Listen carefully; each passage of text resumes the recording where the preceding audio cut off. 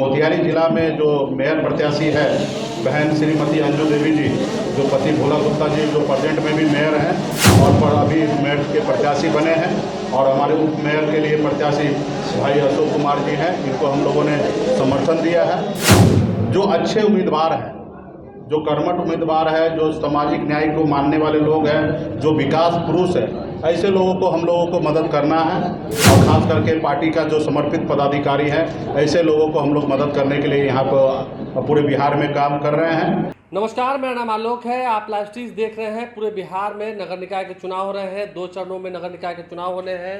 10 अक्टूबर को पहले चरण की वोटिंग होनी है और 20 अक्टूबर को दूसरे चरण की वोटिंग होनी है।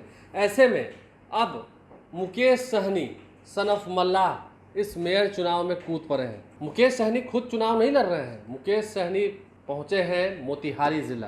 मोतिहारी ज़िला में उन्होंने अपने प्रत्याशियों की घोषणा कर दी है और उसके बाद कह रहे हैं समाज को हक दिलाने की बात कह रहे हैं।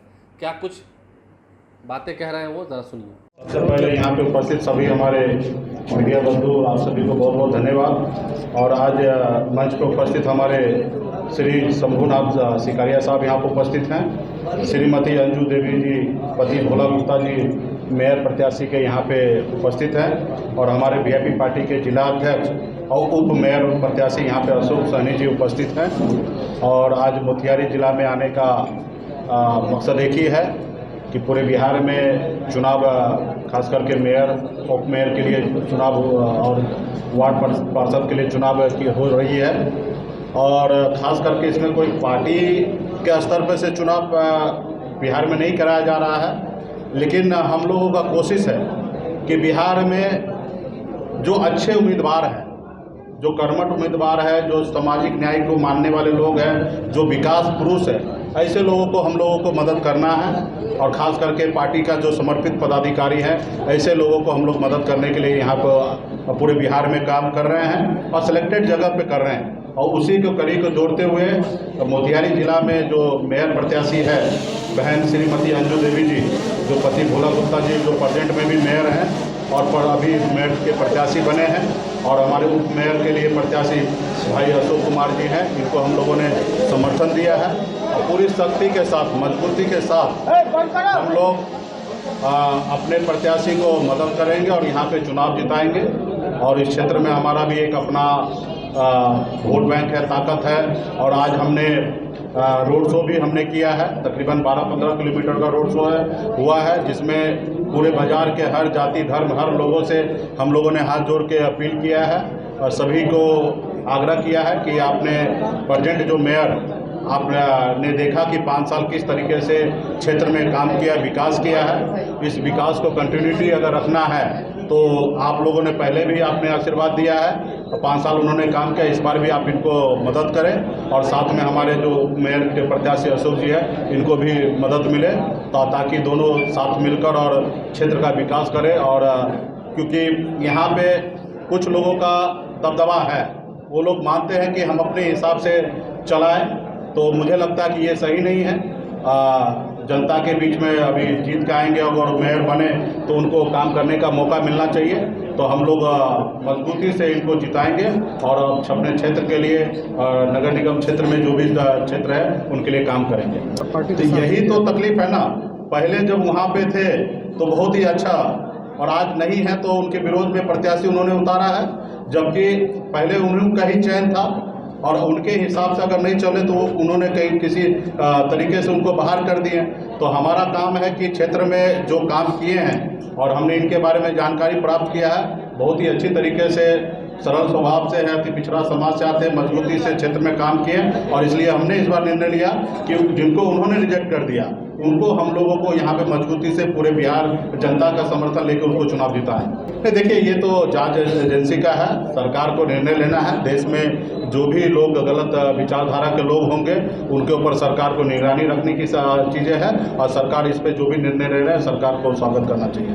तो देखिए, सरकार है, एक तो आप लोग उम्मीद करते हैं कि बहाली हो, ज़्यादा से ज़्यादा लोगों को नौकरी मिले, और ये जो बहाली हुआ वो मैं जब मंत्री था मेरे रीजन में ही हमने अप्रूवल कराया था सारे चीज़ें को, और उसको अभी बहाली हो रहा है तो वो अच्छी बात है। लोगों को रोजगार मिल रहा है, सरकारी जॉब मिल रहा है। सरकार का भी जो नई महागठबंधन की सरकार है उनको 10 लाख नौकरी देना है, तो इसमें लोग तरह तरह की बातें कहेंगे, लेकिन नौकरी तो सरकार मनसा साफ है, नौकरी दे रहे हैं। इस पे ज़्यादा उम्मीदवारों को नौकरी दिया गया है मत्स्य पदाधिकारी के रूप में, इसके बारे में मुझे ज़्यादा जानकारी नहीं है। मुझे नहीं लगता कि इस तरीके से हुआ होगा, और अगर ऐसा भी होगा तो जांच होना चाहिए और जांच करके देखना चाहिए। लॉ एंड ऑर्डर को लेकर के बिहार के उद्योगपतियों ने सीएम के पास अपना ये किया है, क्या लगता है आपको? लॉ एंड ऑर्डर राजद सरकार में फेल है क्या?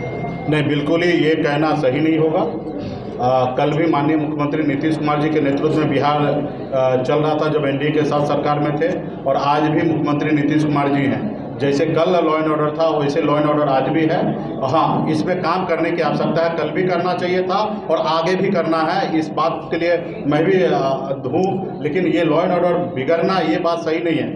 अगर भारतीय जनता पार्टी के लोग आरोप लगाएंगे ये सही नहीं है। बिहार को बदनाम ना करें। और मैं तो अगर आरोप इस तरीके से लगा रहे हैं कि अभी जंगल राज है, अभी ज़्यादा क्राइम हो रहा है, तो इसका मतलब पहले आप ही करा रहे हैं, क्योंकि आप पहले सरकार में थे तो शायद नहीं हो रहा था, और आप सरकार से बाहर चले गए तो आप अपनी जो मर्जी है वो कर रहे हैं, तो इसका मतलब इसमें आपका हाथ है। तो ये सारी चीज़ें को बोलना उचित नहीं होगा। बिहार को बदनाम ना करो। वैसे बिहार को पहले से लोगों ने बहुत बदनाम किया, जंगल राज इसके लेके बिहार में बड़े बड़े उद्योगपति, बड़े बड़े व्यवसायी लोग यहाँ पे आके बिजनेस नहीं डेवलप किया। आज हमारे लोगों को 8,000 9,000 रुपये का नौकरी करने के लिए बिहार से दूसरे राज्य जाना पड़ता है। अगर हमारे माहौल सही रहता, बिहार बदनाम नहीं होता, तो आज बहुत सारे फैक्ट्री बिहार के ही बेटा करोड़ों का करोड़ फैक्ट्री बाहर दूसरे प्रदेश में लगा रहे हैं, वो अपने प्रदेश में लगाते। तो कहीं ना कहीं ये छवि को ठीक करना है और बिहार आगे बढ़े, बिहार के लोगों को बिहार में रोजगार मिले, उसके लिए हम लोगों को काम करना है। लालू यादव ने कहा कि आरएसएस को बैन किया जाए। जी, ये निकाय चुनाव जो है दलीय आधार पे नहीं होता। जी हाँ। आप एक पार्टी के सर्वे सर्वा, जी हाँ। तो आप एक प्रत्याशी के समर्थन में आए हैं, तो क्या मंजूरी है या फिर इसको किस रूप में देखा जाए? नहीं, देखिए, मैं भी बिहार का एक नागरिक हूँ और एक नेता भी हूँ, और मेरा कर्तव्य बनता है कि अच्छे लोग चुनाव के जीत के आए।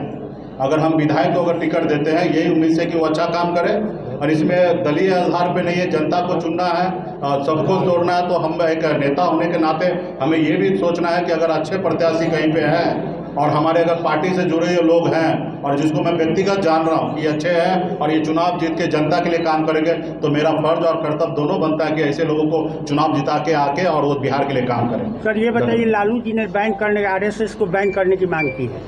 अब सबका अपना अपना विचार है, जो उनको जो चीज़ सूट कर रहे हैं वो बोल रहे हैं। हमको इस सब चीज़ पे नहीं फंसना है। हमको अभी हमारे एक ही लड़ाई है कि गरीब को न्याय मिले। गरीब को जो माननीय प्रधानमंत्री जी ने वादा किए थे कि 2 करोड़ युवा को रोजगार नौकरी देंगे, वो दे। हमें SC ST का आरक्षण दें, क्योंकि बंगाल में आरक्षण मिल रहा है, दिल्ली में आरक्षण मिल रहा है, बिहार में नहीं मिल रहा है। तो हमारी अपनी लड़ाई है। बाकी लोगों का जिसको जो सूट करता वो बोल रहे हैं, इस पर हमें ज़्यादा कुछ नहीं बोलना है। धन्यवाद।